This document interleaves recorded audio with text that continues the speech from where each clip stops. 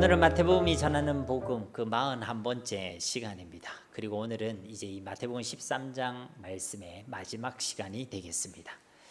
마태복음 13장은 무슨 장이라고 불린다고 말씀드렸죠? 발음을 잘해야 된다 그랬죠. 천국장이 아니라 천국장이라고 불립니다. 왜냐하면 이 마태복음 13장 안에는요, 무려 7개의 천국에 관한 비유의 말씀이 기록되어 있기 때문에 그런 것입니다.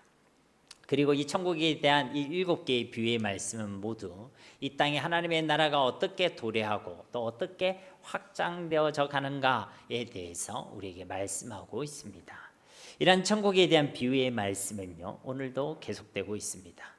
특별히 오늘 본문 말씀에는 남은 3개의 천국에 관한 비유의 말씀이 기록되어져 있습니다.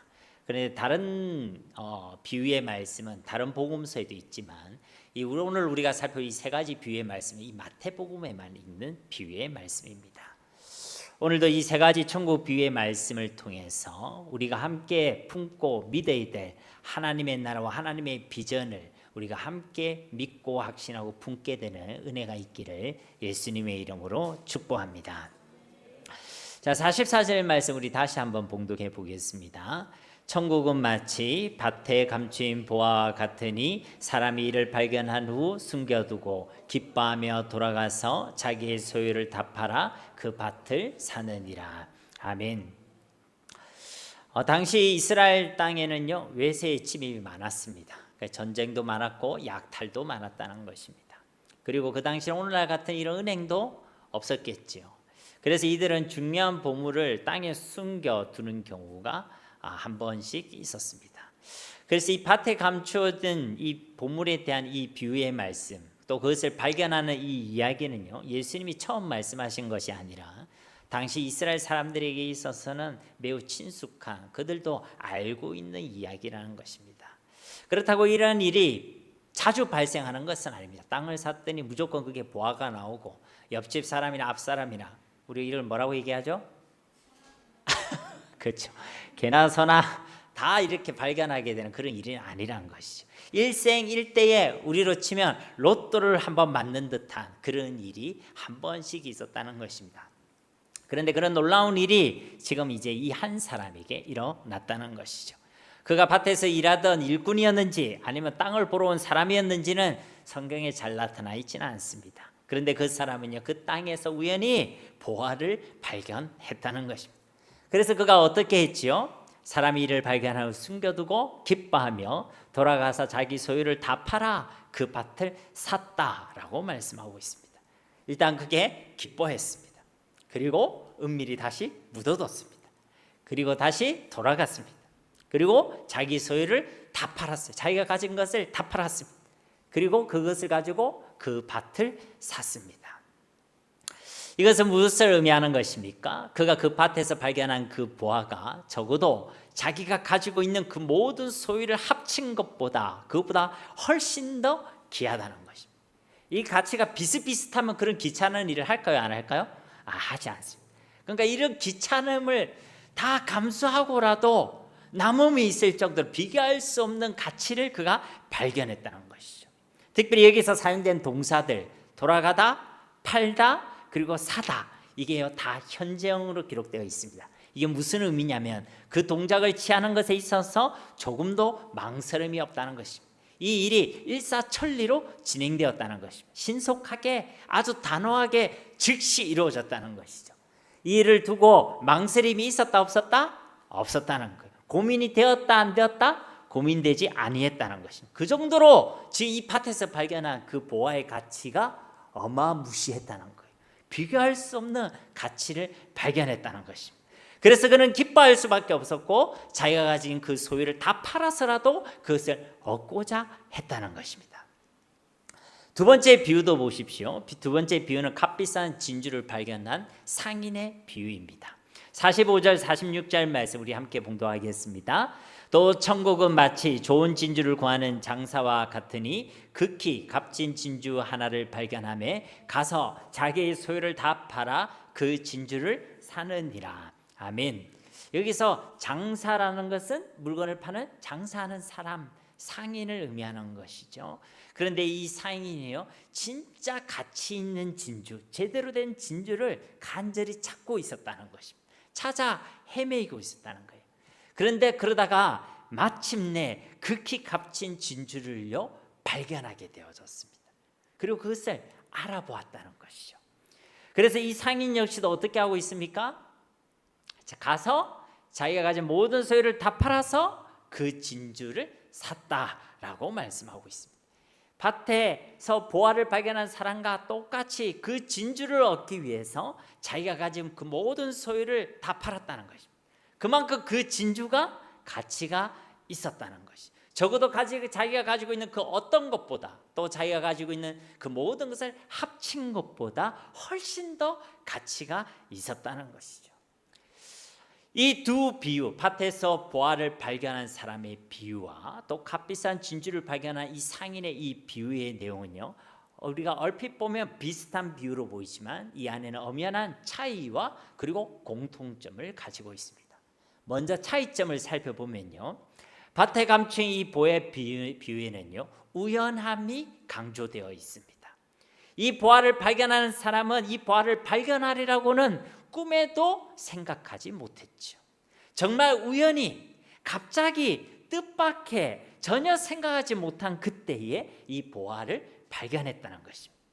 밭에 감춘 이 보화는요 바로 천국 복음을 의미하는 것입니다. 예수 그리스도의 복음을 의미하는 것입니다. 이 땅을 사랑하는 많은 그리스도인들이 바로 이 천국 복음을 이와 같이 만나게 되는 것이죠. 그냥 살아가다가, 그냥 지나가다가, 그냥 누구를 따라 교회 왔다가, 그냥 누구와 복되게 결혼했다가 이 천국 복음을요 우연히 듣게 되고, 그리고 이 구원의 은총을 누리게 되었다는 것입니다.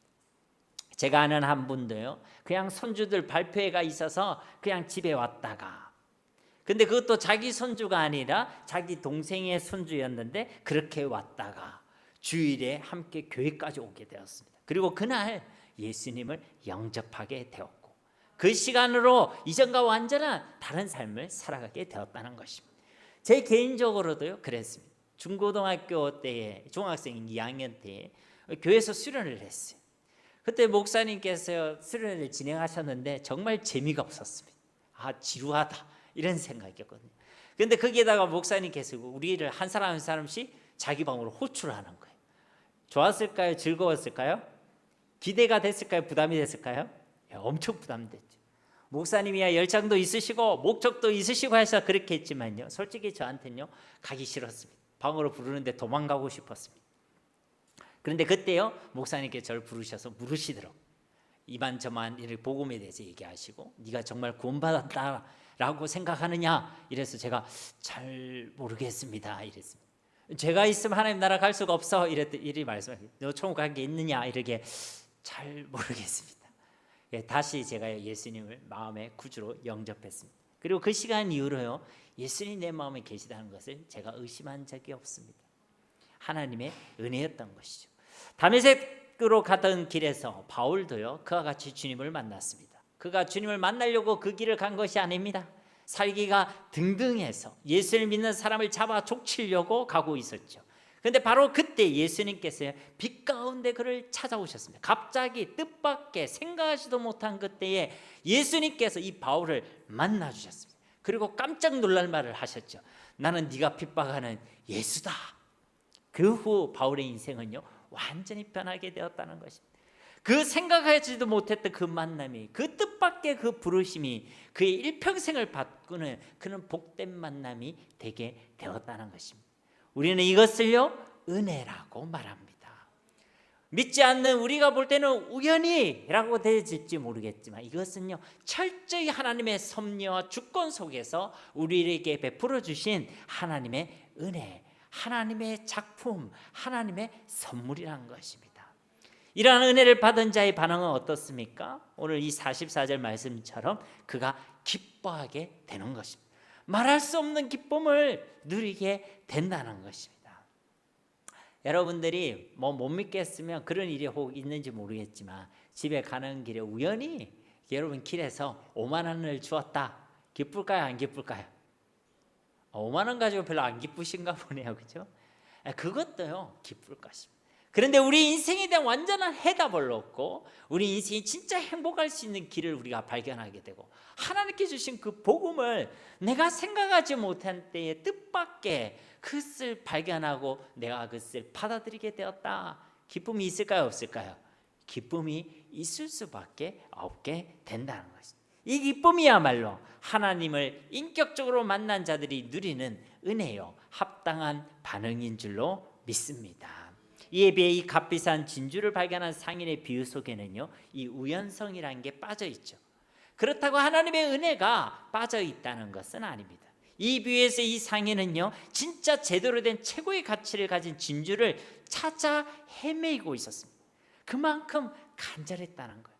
좀 제대로 된 진짜 진주를 내가 발견하고 싶다. 그러다가 그는 드디어 이전에 보았던 그 어떤 진주보다 극히 더 귀한 진주를 만나게 된 것이죠.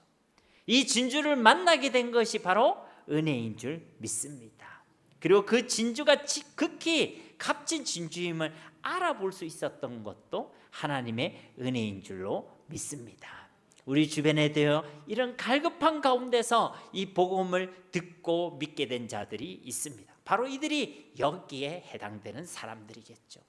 세상에서는 어려움과 환난을 만나서 아니면 자신의 죄의 문제에 대해 깊이 고민하고 괴로워하다가 우리 인생이 어디에서부터 오고 어디로 가고 있는지에 대한 인생에 대한 깊은 고뇌와 답답함, 허무한 가운데서 그런 수많은 의문과 질문과 갈급한 가운데서 진리를 찾다가 이제 진짜 이 진리인 예수 그리스도의 복음을 듣고 믿게 된 자들이 있다는 것입니다.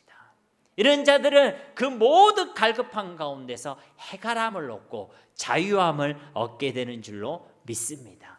이젠 더 이상 다른 진주를 찾기 위해서 방황하거나 헤매이지 않아도 된다는 것입니다.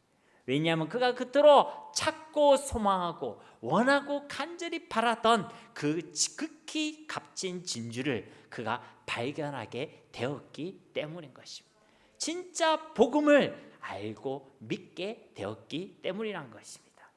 이와 같이 천국 복음을 만나게 된 이 경위에서 이 두 비유는요 차이점을 가지고 있습니다. 그럼 공통점은 무엇이냐?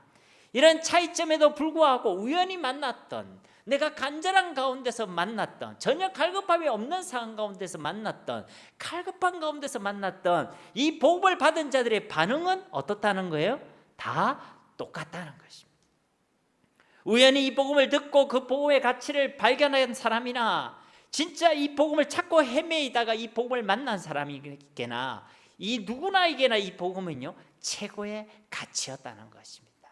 그래서 이들은 어떻게 반응했죠? 똑같이 자기의 소유를 다 팔아서 그 보화를 그 진주를 샀다는 것입니다. 그렇다고 여러분 보고 이제 재산 다 팔아서 교회에 바쳐라 지금 이런 이야기입니까? 그런 이야기 아닙니다. 적어도 이들 모두가 자신이 가지고 있는 그 어떤 것보다 자신이 가지고 있는 그 모든 것을 합한 것보다 이 천국 복음을 예수 그리스도를 더 귀한 것으로 여겼다는 것입니다. 여러분 복음을 진짜 이와 같이 믿고 발견하게 되시기를 예수님의 이름으로 축복합니다. 그래야 주를 위해 살 수가 있어요. 그래야 주님께 인색하지 않을 수 있습니다. 그래야 주님께 내 삶을 드릴 수가 있어요. 안 그러면 아까워서 어떻게 드립니까, 여러분? 돈 안 아까워요? 내가 가지고 있는 시간 안 아깝습니까? 내가 가지고 있는 건강 안 아깝습니까? 예수님을 내가 가진 그 어떤 것보다 내가 가진 그 모든 것을 합친 것보다 더 귀한 것으로 발견해야지만 우리는 주님을 위해 우리의 삶을 드릴 수가 있는 것입니다. 억지로 드리면요 탈이 나요, 탈이 나. 그러나 주님을 발견하는 자들은요 그 드림도 기쁨이 되게 되는 줄로 믿습니다. 드릴 수 있음에, 바꿀 수 있음에, 쓰임받을 수 있음에 기쁨이 있다는 거예요. 왜? 이것이 최고의 가치니까. 다른 사람들이 볼 때, 세상 사람들이 볼 때, 이 영적 비밀을 모르는 사람들이 볼 때는 이런 행동이 이해가 되지 않을 수 있습니다. 어리석어 보일 수 있습니다. 도대체 왜 그렇게까지 해야 하는가? 예수님을 믿으려면 그냥 좀 평범하게 믿고 정상적으로 믿을 것이지 왜 그렇게까지 예수를 믿느냐? 좀 대강 믿으라. 뭐 그렇게까지 믿고 뭐 그렇게까지 헌신하고 뭐 그렇게까지 주를 위해 사느냐? 이렇게 질문할 수 있습니다. 근데 여러분 한번 생각해 보세요. 이 보화를 발견한 사람, 이 극히 값진 진주를 발견한 이 사람들, 이 당사자들은 어떠했겠습니까? 그렇게 하면서 이들이 기뻤을까요? 갈등했을까요? 전혀 기쁘지 않았을까요? 이런 이들의 마음에는요, 진짜 기쁨이 있었는 줄로 믿습니다. 적어도 그 당사자들은 그것을 조금 더 손해라고, 억울하다고, 심지어 그것을 희생이나 헌신이라고도 생각하지 않았을 것입니다. 왜 그렇죠? 그것이 진짜 최고의 가치임을 깨닫고 발견했기 때문에 그런 것입니다. 그래서 바울도 뭐라고 고백했죠? 이 그리스도로 꺼나니 내가 가진 것은 다 뭐라고요? 배설물로 여긴다라고 고백했습니다. 아니 똥을 들고 있으면서, 배설물을 들고 있으면서 그 똥으로 내가 금덩어리를 얻게 되었다. 아까워야 안 할 거예요? 그 똥이 혹시 아깝습니까? 그런 일은 없습니다. 그 똥을 버리고 그 똥으로 금덩어리를 바꿀 수 있다면 그것을 희생이라고 말하고 헌신이라고 여기겠습니까? 아니요. 웬 재수야, 횡재야, 웬 은혜냐라고 이야기하겠죠. 그것을 손해다, 그것을 희생이다, 헌신이다, 지나치다, 어떻게 그럴 수 있느냐라고 이야기할 수 없다는 것입니다. 바울도 그래서 그것을 기쁨으로 고백했습니다. 그 밭에 감추인 보화를 발견했던 그 사람과 같이, 그 극히 값진 진주를 알아보았던 그 사람과 같이, 그래서 자기 모든 소유를 팔고 그것을 얻게 되었을 때 그 모든 가정들과 그 시간들이 그에게 참으로 기쁨과 행복이 되었다라는 것입니다. 사도행전 26장 29절 말씀에도 보면 바울이 이르되 말이 적으나 많으나 당신뿐만 아니라 오늘 내 말을 듣는 모든 사람도 다 이렇게 결박된 것 외에는 나와 같이 되기를 하나님께 원하나이다 하니라. 아멘. 바울이 지금 잡혀 있어요. 로마로 끌려가고 있는 상황입니다. 신문을 당하고요, 조롱을 당하고 비웃음을 당하는 상황입니다. 그런데 바울이 뭐라고 얘기합니까? 내가 이 결박된 거 말고는 다 나와 같이 되기를 원하노라. 그가 그렇게 복음을요 최고의 가치로, 예수 그리스도를 가장 귀한 것으로 그가 믿고 확신했다는 것입니다. 골로새서 2장 3절 말씀에도 그 안에는 지혜와 지식의 모든 보화가 감추어져 있느니라. 예수님 안에 다 있다는 것을 그가 발견했다는 거예요. 그래서요 자신이 믿는 모든 것을 내려놓고 포기할 수 있었던 것입니다. 주를 위해 드리고 헌신할 수 있었다는 것이죠. 그러므로 사랑하는 성도님 여러분, 우리가 예수님을 따라가는 제자도의 비밀은 이 천국의 비밀을 아는 것에 달려있는 것입니다. 이 예수 그리스도를 아는 지혜에 달려있다는 것입니다. 예수님께서 자기를 따르는 자들에게 자기를 부인하고 자기의 모든 것을 다 버리고, 때로는 형제, 자매, 부모도 다 버리고 자기 십자가를 지고 예수님을 따를 것을 말씀해 주셨습니다. 어떻게 보면 예수님께서 그의 제자들에게 하신 이 말씀은 너무나도 잔인한 명령으로 들릴 수 있습니다. 너무나도 많고 큰 희생을 요구하시고 계시는 것으로 들릴 수 있습니다. 그런데 이것은 이 복음의 가치를 몰라서 하는 말입니다. 정말로 이 예수님을 몰라서 드는 의문이고 부담이란 것입니다. 이 천국 복음을 겉으로 보이는 겨자씨나 누룩 정도로 작게 생각하고 부족하게 생각해서 그렇다는 것입니다. 그러나 이 복음 안에는, 겨자씨와 같이 작아 보이고 누룩과 같이 볼품없어 보이는 이 복음 안에는 하나님 나라의 완전함과 생명과 능력을 품고 있음을 믿으시기를 주님의 이름으로 축복합니다. 그래서 우리는 이 복음을 작게 생각해서는 안 되는 것입니다. 내가 받은 하나님의 은혜를, 내 속에 계신 예수 그리스도를 작게 생각해서는 안 되는 것입니다. 복음도 작게 생각해서도 안 되겠지만, 지난주에도 우리 그런 말씀을 나눴지만, 그 복음을 받은 나도 작게 생각해서는 안 되는 것입니다. 그것이 겨자씨처럼 작게 보인다 할지라도 그 안에는 천국을 품고 있다는 것을 우리가 알아야 하는 것입니다. 그러나 이 복음을 겨자씨처럼 작게만 보는 사람들, 내가 받은 이 천국 복음을, 내 안에 계신 예수 그리스도를 작게 보는 사람들은요, 예수님을 믿고도 예수님을 얻으려고 하지 않습니다. 예수님을 믿고 세상을 얻으려고 합니다. 예수님을 믿고도 예수님을 누리려고 하지 않습니다. 예수님을 믿고 세상을 누리려고 합니다. 오늘 비유의 이 두 사람과는 완전히 반대로 행동하고 신앙하고 살아가고 있다는 것입니다. 오늘 비유의 이 두 사람은 자신이 가진 모든 것을 다 팔아서라도 예수님을 얻으려고 했습니다. 자기가 가지고 있는 그 모든 소유를 다 합하여도 자기가 받은 그 천국 복음과는 결코 비교할 수가 없다. 주 예수보다 귀한 것은 없네. 세상 다른 것과 그 무엇과 바꿀 수 없네. 그런 찬송의 고백을 드렸다는 것입니다. 그런데 오늘날 많은 그리스도인들이 이와 반대로 행동하고 신앙하고 있다는 것입니다. 그래서 때때로 반대로 예수님을 뒤로 두어서라도 세상을 얻으려 하고 세상을 즐기려고 하고, 예수님을 이용해서 세상의 것을 쌓으려 하고, 예수님을 버리고 예수님을 포기해서 차라리 세상의 것에 힘을 쏟고 그렇게 신앙하고 그렇게 살아가고 있다는 것입니다. 분명히 말씀드리지만 이것은 참된 신앙이 아닙니다. 안타깝게도 이들은 복음의 가치를 모르는 자들입니다. 예수님을 믿고도 예수님을 몰라도 정말 한참 모르는 자들이라는 것입니다. 극히 귀하고 값진 보화를 발견하고 진주를 발견하고도 그 진주의 가치를 알아보지 못하는 사람들, 그 보화의 가치를 전혀 모르는 자들이라는 것입니다. 그래서 안타까운 거예요. 그러나 진짜 예수님을 알고 예수님 안에 있는 그 최고의 가치를 발견하고 예수님을 가장 귀한 것으로 믿는 자는 당연하게도 주를 위해 살아가게 되어 있습니다. 주님께 기쁨으로 드리게 되어 있습니다.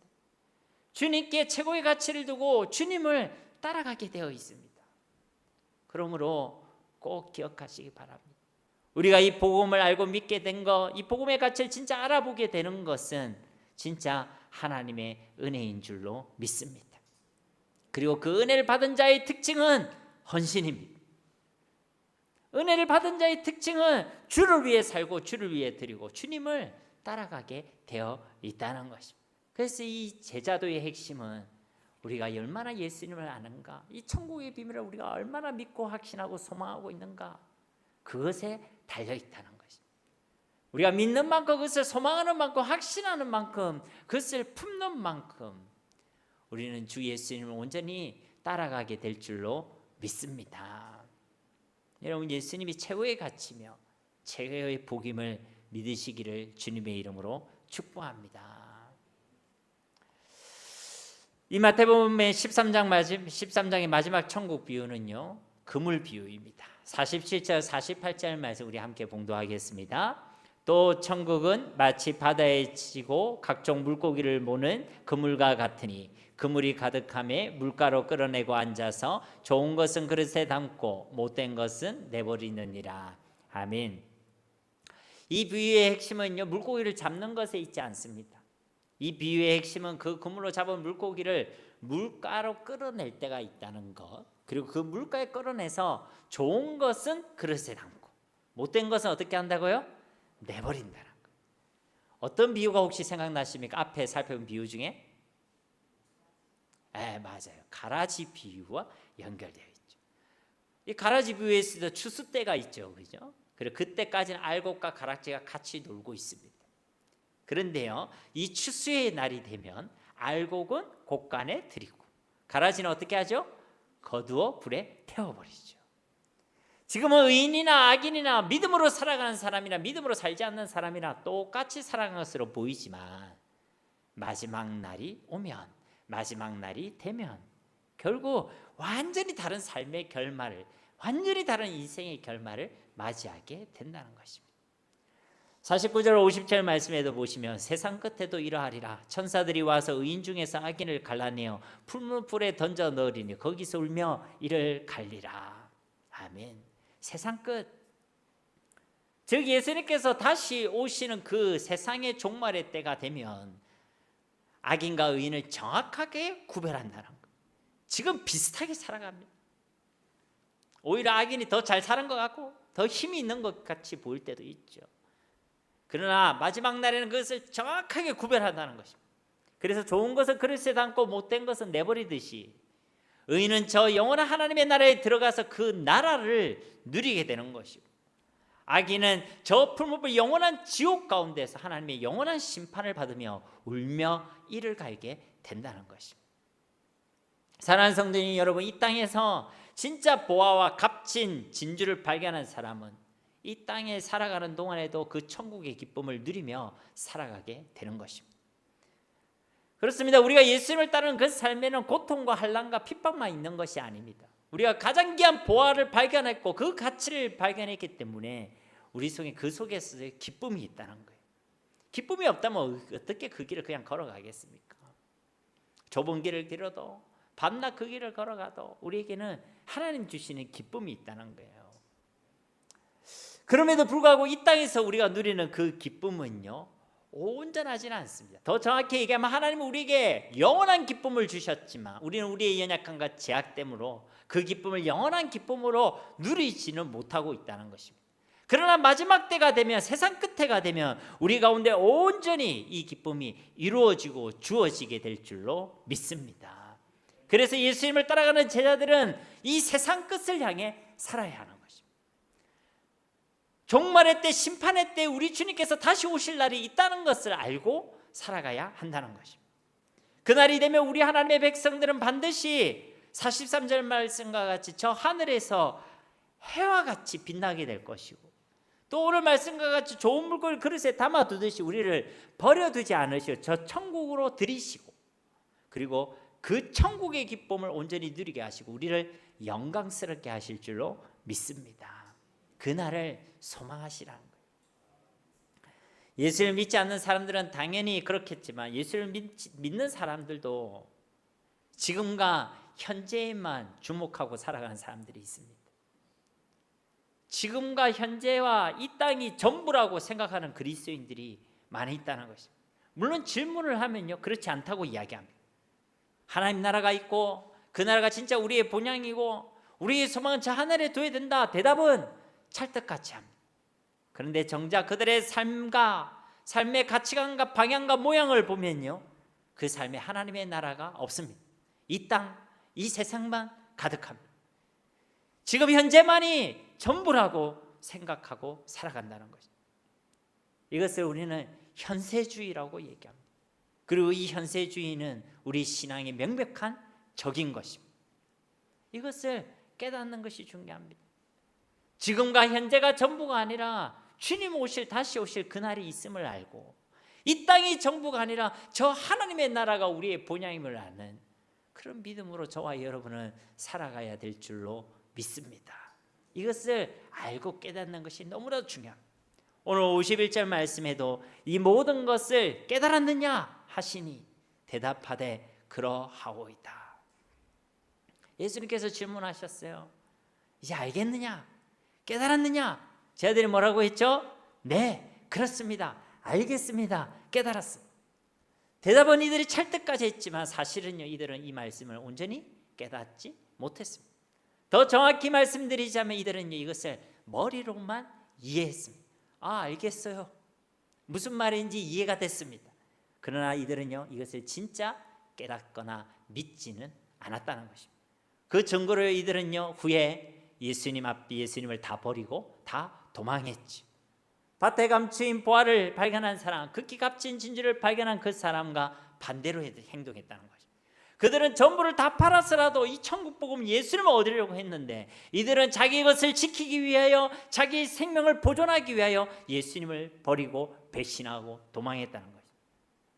우리가 예수님을 최고의 가치로 발견하지 못한다면, 예수님 안에 하나님의 모든 것이 다 있음을 우리가 발견하지 못한다면요, 우리도 우리의 신앙을 아무도 자신할 수가 없습니다.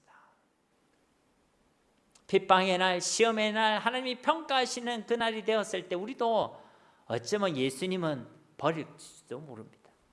예수님은 저 뒤로 하고, 예수님은 우리가 포기하고 세상을 택하고 세상을 소망하고 세상을 얻으려고 할 수 있다는 것입니다. 그러니까 이 말은요, 이들이요 대답은 찰떡같이 하고 있지만 사실은 예수님의 말씀을 믿음으로 깨닫고 믿음으로 온전히 받아들이지는 않고 있다는 것이, 지식으로만 듣고 있다는 거예요. 하나님의 말씀 믿음으로가 아니라 머리로만 듣고 있다는 것입니다.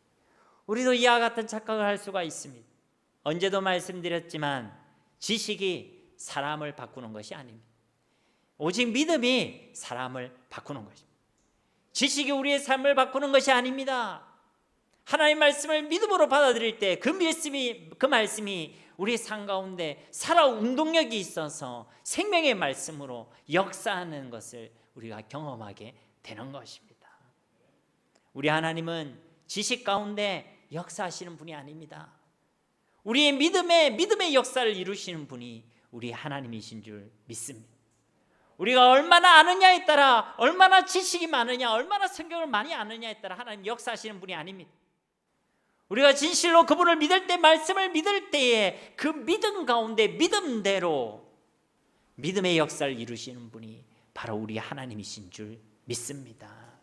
그러니 지식으로만 이해하는 자가 아니라 진짜 예수님을 믿는 자, 이 예수님을 최고의 가치로 발견하는 그런 분명한 믿음이 우리 가운데 있기를 예수님의 이름으로 축복합니다.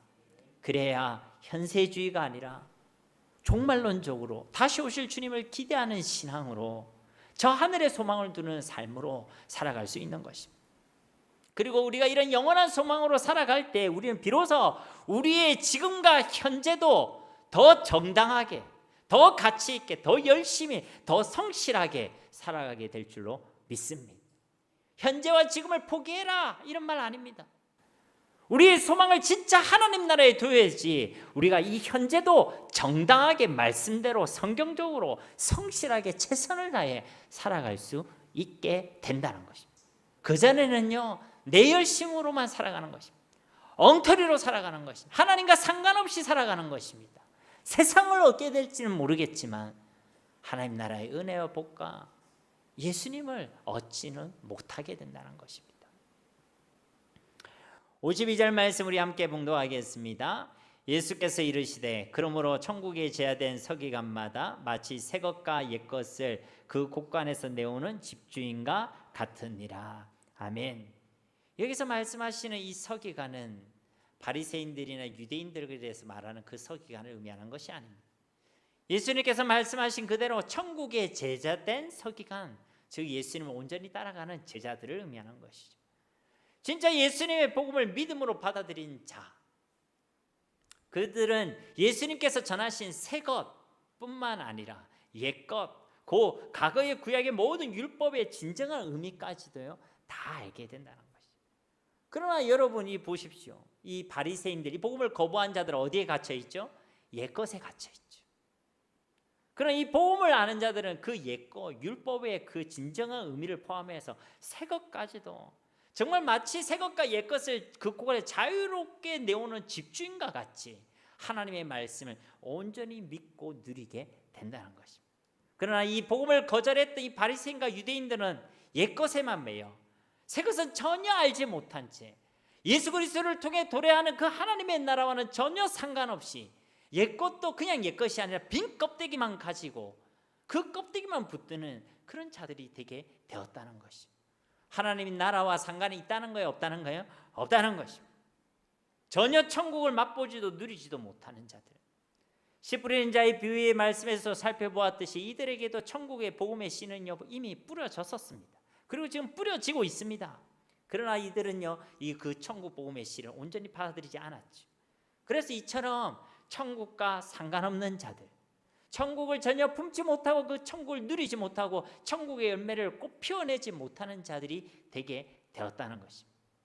그러나 이 예수님의 말씀, 이 예수님을 통해 이 복음의 씨를 마음에 품게 된 자들, 믿음으로 품게 된 자들에게는 하나님의 나라가 임하고 하나님의 나라를 누리게 되고 그 하나님의 나라를 위하여 헌신하게 되고 또 그를 통해 이 땅에 하나님의 나라가 30배, 60배, 100배로 확장되어지는 은혜의 역사가 일어나게 될 줄로 믿습니다. 이 복음을 받아들이는 자와 받아들이지 않는 자의 차이가 극명하게 달라진다는 것입니다. 그에 대한 말씀을 오늘 이 마태복음 13장의 마지막 단락의 말씀에서 다시 한번 말씀해 주고 있습니다.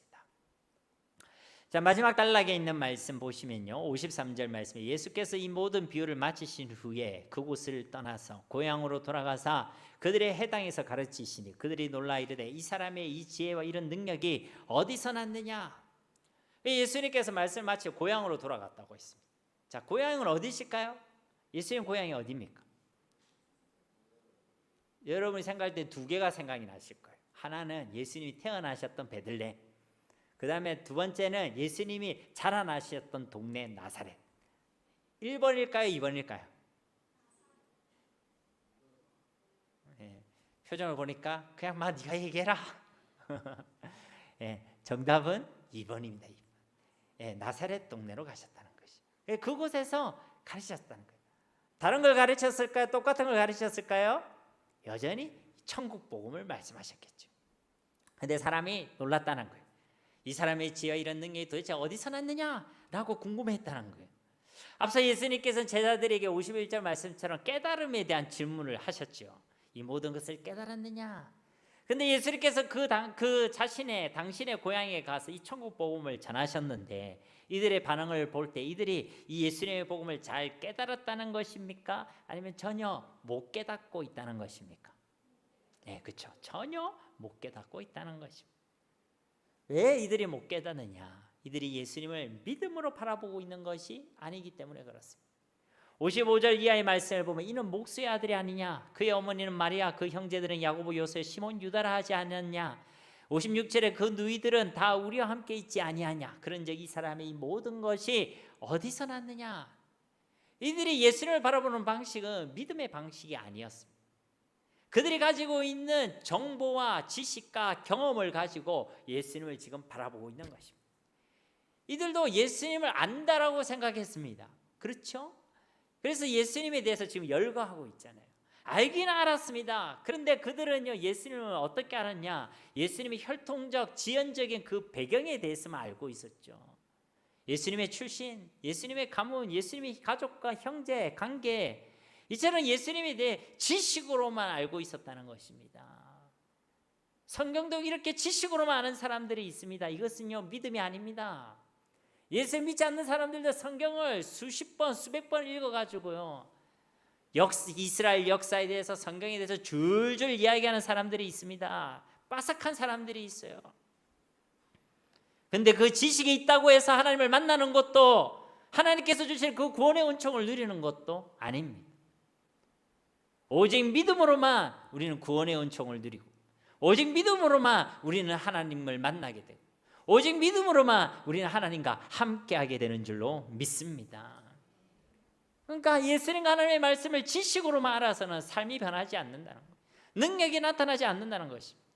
우리는 진짜 예수님을 믿어야 된다는 것이죠. 그리고 그 예수님을 우리가 어떻게 믿느냐에 따라 딱 그만큼 우리는 그 예수님 안에 있는 그 은혜와 보화를 누리게 되는 줄로 믿습니다. 그러니까 진짜 예수님을 하나님의 아들 그리스도로, 진짜 우리 인생의 주와 세상의 가장 귀한 최고의 가치로 알게 되시기를, 믿게 되시기를 다시 한번 주님의 이름으로 축복합니다. 그런데 이 고향 사람들은요, 이 예수님의 복음을 듣지 못했습니다. 듣고도 자신의 지식으로만 받아들이고 이해하고 판단했죠. 그래서 이 복음을요, 거부했습니다. 예수님의 그 말씀을 받아들이지 못했기 때문에 이들은요, 예수님도 받아들이지 못했습니다. 여러분, 말씀이 믿어져야 예수님이 믿어지는 것입니다. 말씀을 기뻐하는 것이 곧 예수님을 기뻐하는 것입니다. 말씀을 믿는 것이 곧 예수님을 믿는 것입니다. 근데 말씀 앞에는 내가 아무런 반응을 하지 않는다. 근데 내가 예수님을 잘 따라가고 있다, 잘 믿고 있다, 그런 일은 일어나지 않습니다. 이들은 예수님의 말씀을 받아들이지 못했기 때문에 결국 예수님을 받아들이지 못하고 예수님을 배척했죠. 57절 말씀에 보면 예수를 배척한지라 예수께서 그들에게 말씀하시되 선지자가 자기 고향과 자기 집에서는 존경을 받지 않음이 없느니라 하시고, 그 고향 사람들이 예수님을 배척했다는 것입니다. 그래서 예수님께서는 선지자가 자기 고향과 자기 집에서는 존경을 받지 못하고 그 밖에서는 어디서나 존경을 받는다라고 말씀하셨습니다. 그리고 58절 말씀 우리 함께 읽겠습니다. 그들이 믿지 않음으로 말미암아 거기서 많은 능력을 행하지 아니하시니라. 아멘. 이 천국 복음을 받아들이지 않는 그들에게, 이 말씀 받아들이지 않는 그들에게는 아무런 능력도 역사도 이제 일어나지 않는다는 것입니다. 아무리 씨 뿌리는 자가 열심히 씨를 뿌리고 또 뿌려도 그 씨를 받아들일 만한 내 마음의 상태, 내 심령의 상태가 좋은 바가 같지 않으면 아무런 열매도 아무런 생명의 역사도 일어나지 않는다는 거예요. 겨자씨가 작지만 좋은 밭에 뿌려지면 30배, 60배, 100배로 결실하게 되겠지요. 그러나 그 겨자씨를 받아들이지 못하고 품지 않으면요, 아무런 일이 일어나지 않습니다. 믿음으로 받아들이며 우리는 변화되고 성장되고 성숙하게 하시는 하나님의 생명의 역사를 경험하게 되지만, 내가 그것을 받아들이지 못하고 지식으로만 이해하면 내 삶의 변화도, 내 삶의 성장도 성숙도 일어나지 않는다는 거죠. 항상 그 자리입니다. 옛날에 내가 그런 은혜를 받았다, 그게 전부가 되는 거예요. 그래서 받은 은혜도 이제 다 까먹게 되는 것이죠. 여러분, 우리의 삶 가운데 하나님의 역사, 생명의 역사가 일어나지 않는 이유, 내 신앙과 내 삶이 변화되지 않는 이유, 내 믿음이 성장하지 않는 이유는요, 복음의 씨에 문제가 있는 것이 아닙니다. 하나님의 말씀에 문제가 있는 것이 아닙니다. 예수님이 부족해서도 아닙니다. 내 안에 계신 성령 하나님이 다른 분보다 작은 성령님이 왔다든지 부족한 성령님이 왔다든지 그래서가 아니란 것입니다. 그 말씀을, 그 복음을, 내 안에 계신 그 예수 그리스도를 내가 온전히 믿지 못하고 있기 때문에 그런 것입니다. 지식으로만 이해하고 있어서 그런 것입니다. 야고보서 1장 6절 7절 말씀에도 오직 믿음으로 구하고 조금도 의심하지 말라. 의심하는 자는 마치 바람에 밀려 요동하는 바다 물결 같으니 이런 사람은 무엇이든지 주께 얻기를 생각하지 말라. 믿음이 없으면 이런 사람은 무엇이든지 주께 얻기를 생각하지 말라라고 말씀하고 계십니다. 믿음이 없는 이 사람에는 어떤 믿음의 역사도 생명의 역사도 기대하지 말라, 그 말씀과 같은 말씀인 것입니다. 그래, 우리는 예수 그리스도를, 하나님의 말씀을 믿음으로 받아들여야 될 줄로 믿습니다.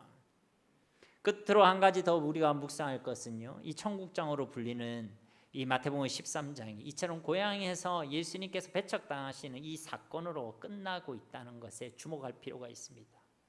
그리고 이것은 이 천국장의 모든 비유가 증거하고 있는 내용을 아주 잘 요약하고 있다라고 우리가 이해할 수 있습니다. 여러분, 이 7가지의 말씀은 하나님 나라의 도래와 확장에 대한 말씀이라고 말씀을 드렸죠. 그런데 모든 비유가 말씀하고 있듯이 이 천국 복음을 받아들이는 자와 받아들이지 않는 자를 이 비유는 구별하고 있습니다. 받아들이는 자에게는 30배, 60배로 결실될 것이다. 받아들인 자에게는 겨자씨와 누룩이 같이 더 그것이 크고 확대될 것이다. 이것을 받아들인 자에게는, 이것을 발견한 자는 자기의 모든 것을 드리게 될 것이고 마지막 날에는 천국 곳간과 그릇에 드려지고 담겨지게 될 것이다. 그러나 이 복음을 받아들이지 않는 자에게는 아무런 열매도 맺지 않을 것이다. 마지막 날에 반드시 심판을 받게 될 것이다. 여러분, 그것이 7가지 비유가 우리에게 증거하고 있는 내용이었습니다. 즉, 이 복음을, 겨자씨같이 보이는 이 복음을 받아들인 자의 삶 가운데 하나님의 나라가 도래하는 것이고, 그들의 믿음의 성장과 함께 이 하나님의 나라가 그들에게 누려지고 세상 가운데 확장되고 확대되어 갈 것은 이 천국 비유가, 그것이 바로 하나님 나라의 비밀입니다 라고 우리에게 말씀해 주고 있다는 것이죠. 그러나 받아들이지 않는 자에게는 아무런 일이 일어나지 않는다는 것입니다. 이 천국 복음이 바로 예수 그리스도입니다. 이 비유가 바로 예수 그리스도입니다. 이 비유를 받아들인 자에게는 하나님의 역사가, 생명의 역사가, 하나님 나라의 역사가 일어나지만 이 비유를 받아들이지 않는 자, 이 비유의 핵심인 천국 복음이신 예수 그리스도를 받아들이지 않는 자에게는 아무런 일이 일어나지 않는다는 것이죠. 그런데 이 고향 사람들은 이 예수님을 받아들이지 않았습니다. 그래서 예수님은 그곳을 떠났고 그들의 그 고을의 그 마을에 더 이상 예수님은 능력을 행하지 아니하셨다라고 말씀하고 있습니다. 즉 이들은요, 하나님 나라와 아무런 상관이 없는 하나님 나라 밖에 외인들이 되게 되었다는 것입니다. 사랑하는 성도님 여러분, 우리는 이 복음을 어떻게 받아들이고 있습니까? 우리는 이 예수님을 어떻게 알고 믿고 고백하고 계십니까? 정말 세상에서 가장 귀한 가치로 믿고 고백하고 계십니까? 그래서 정말 주를 위한 삶, 주님께 드리는 삶, 주님을 따르는 삶을 살아내고 있습니까? 아니면 세상을 얻기 위해, 나의 잘됨을 위해 오히려 주님을 내 삶의 뒤에 두는 삶, 주님을 버리는 삶, 주님과 세상을 바꾸는 삶, 아니면 주님을 이용하는 삶을 살아가고 있습니까? 바라고 원하옵기는 이 예수 그리스도를 진짜 하나님의 아들 그리스도와 우리 주로 진짜 최고의 가치로 가장 귀한 것으로 알고 믿고 확신하게 되시기를 예수님의 이름으로 축복합니다. 그리하여 이 땅과 현재와 지금만이 아니라 저 하나님의 나라와 이 천국 복음을 위하여 이 땅보다는 저 하늘의 고치를 두고 하늘을 소망하고 열방의 하나님의 나라가, 이 하나님의 나라가 확장되는 것을, 그렇게 다시 오실 주의 길을 예비하고 준비할 수 있는 우리 모두가 다 되시기를 예수님의 이름으로 간절히 축원드립니다. 우리 말씀을 기억하시면서 이 시간 함께 기도하길 원합니다. 주님, 우리가 예수님을 바로 알길 원합니다. 지식으로만 아니라 진짜 예수 그리스도를 최고의 가치로, 세상에 가장 귀한 것으로, 내가 가진 그 모든 것을 다 들여서라도 다 합친 것보다 더 귀한 가치로, 비교할 수 없는 가치로 내가 알고 믿고 확신하며 고백하길 원합니다. 그런 믿음을 우리 가운데 주셔서 우리 안에 하나님의 나라가 이루어지게 하시고, 우리 안에 그 하나님의 나라가 누려지게 하시고, 우리를 통해 이 세상 가운데 이 하나님의 나라가 확장되어지는 그런 하나님의 역사들이 일어나게 하옵소서. 우리 함께 이 시간 기도하겠습니다.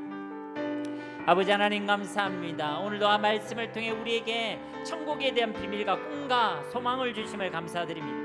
오늘 말씀에 밭에 감춘 보화를 발견한 사람과 같이, 또 극히 값진 진주를 발견하고 그 가치를 알아본 사람과 같이, 우리도 우리가 받은 이 복음의 가치를 진짜 아는 자가 되어지길 원합니다. 예수님을 아는 자가 되어지길 원합니다. 이 복음이 결코 작지 않음을, 하나님 우리가 결코 작지 않음을 믿고 확신한 자들이 되어지길 원합니다. 이 예수님을 최고의 가치로, 세상의 그 무엇과도 바꾸지 않는 최고의 축복으로 발견할 수 있기를 원합니다. 주님, 그리하여 세상과 예수님을 바꾸지 않게 하옵소서. 세상 때문에 예수님을 뒤로하지 않게 하옵소서. 세상을 얻으려고 예수님을 포기하고 예수님을 이용하려고도 하지 않게 하옵소서. 진짜 예수님을 아는 지혜를 우리 가운데 허락하시고, 이 예수님 안에 하나님께서 모든 것을 감추어 두셨음을 깨닫고 믿고 확신하게 하셔서 주님을 위하여 살아가게 하옵소서. 주님을 위하여 즐거이 헌신한 자들이 되어지게 하시고, 그것이 우리에게 부담과 괴로움과 고통이 되는 것이 아니라 우리에게 큰 기쁨이 되게 하여 주시옵소서. 우리의 오늘과 현재가 전부가 아님을 깨달아 알게 하시고, 우리 주님께서 반드시 다시 오실 날이 있음을 기억하게 하셔서 그날을 예비하며 준비하는 자들이 되어지게 하여 주시옵소서. 우리가 항상 하나님의 말씀을 믿음으로 받아들이게 하옵소서. 말씀을 거부하는 것으로 예수님을 배척했던 그 예수님의 고향 사람들과 같이 되지 않게 하옵소서.